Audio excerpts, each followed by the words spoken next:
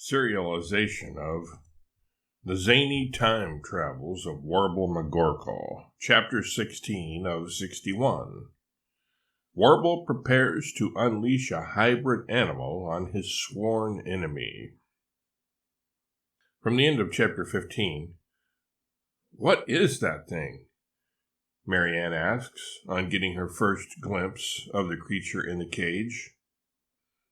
Hell if I know, answers Warble, catching his breath after he reaches the Rodnap and stops to rest. I know it's not a bird, but it was on special, 31.4% off, so I couldn't resist the bargain. Think of all the money I saved. Well, be that as it may, the species has got to have a name, Marianne says. Of course it does, and I just told you what it is, Warble answers. Everybody replays the conversation in their mind and do not remember Warble giving the name of the species of the odd creature at any time. I missed it. What is it again? Ward volunteers to be the guinea pig. Hell if I know, Warble yells.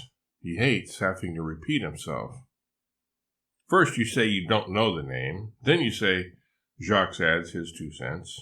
Pay attention, boy. I say pay attention. Warble fumes. It's a hell if I know, you dad-burned varmint. It's part hyena, part elephant, and part hippo. The starting H comes from hyena, the sandwiched elef part from elephant, and the trailing ino from rhino. You're going to let this thing loose in Johnny Carson's daughter's tree? Albert asks, doubtful any of the boughs will be able to stand the strain. No, you bonehead, Warble says. Of course not. This was an impulse purchase. Nothing to do with the bird plan. Once I saw this cute critter, I knew I had to have it. Come Dallas or high water. What do you plan to do with it then? Ward wonders. Good question, Warble says. Bad answer, Ward replies. You didn't let me finish, Robespierre, Warble admonishes. I'll use the MCD on it, of course, and then I'll take it back to 2024 Economowalk and make a fortune out of it. I'll become the world's only and premier Halifino breeder. Everyone will want one. They will be the hip, designer, fad pet. For decades, probably. Why would somebody want one of those monstrosities? Marianne asks, looking at the creature in the cage with a disgusted look on her face. You see, Marianne, Warble points out, that's why you're just a lowly security expert, while I'm the brains behind this outfit.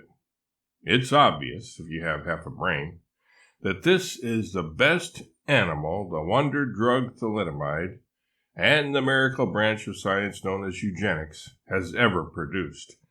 This critter is bound to be good-natured, because hyenas are always laughing, have a superb memory, since elephants never forget, and a good sense of balance, inherited from its rhino genes. Rhinos have a superior sense of balance? Jacques asks, for whom this is a new thought. Natch, Warble says, and reasons. Have you ever seen a rhino tip over? The 7 others, excluding Taterskin, in Warble's entourage, have to admit that no, they've never seen a rhino fall over. Well then, it's as plain as the antennas on your head, isn't it? Warble says. And speaking of the plains, since you're all a bunch of no-account, ignorant fools, you've probably never heard of just how good elephants are at remembering things, have you? Well, if I have, I've forgotten it, Jacques jokes. Then pay attention, boy. I say pay attention this time, and maybe you'll learn something, Warble replies, seeing no humor in the situation. Elephants once roamed the American plains in herds millions strong. They helped the Indians remember things, so the dirty, rotten redskins didn't have to carry libraries around with them as they went on their extended camping trips. The elephants always toted the campfire marshmallows too, by the way. Animals know lots of things humans don't, about plants, food, the weather, etc. The other animals of the forest and plains and glens taught the elephants about herbs and all that stuff. The elephants, in turn, paid it forward and reminded the Indians about all the things that they needed to know at the proper time. When to come in out of the rain, when to raid a wagon train full of innocent civilians, and so forth. Really? Marianne asks, understandably skeptical. That's the way I heard it, Warble says. When? Albert questions, desiring some reference he can research to verify Warble's claims. Just now, Warble curtly responds, impatient to finish the story. Just now? But you were right here just now, Ward counters, confused. Yes, that's when I heard it. Didn't you hear it too? Warble asks, getting exasperated. What do you mean, Warble? Who said it? Marianne would like to know. What do you mean, who said it? I did, Warble huffily answers. But who did you hear it from? Marianne persists. What are you blathering about? I heard it for myself, didn't you? Warble seethes. You assert that auto-attribution is appropriate in such a case? Ward queries. I have no idea what you just said, but there's no source more trustworthy than myself, so I tend to favor my own quotations. But you people are hopeless. I don't know why I bother, Warble says, turning away and leaving the rest of the story untold. His traveling companions are relieved, glad to be reprieved from listening to yet more of Warble's rants, raves, and aimlessly ambling ramblings.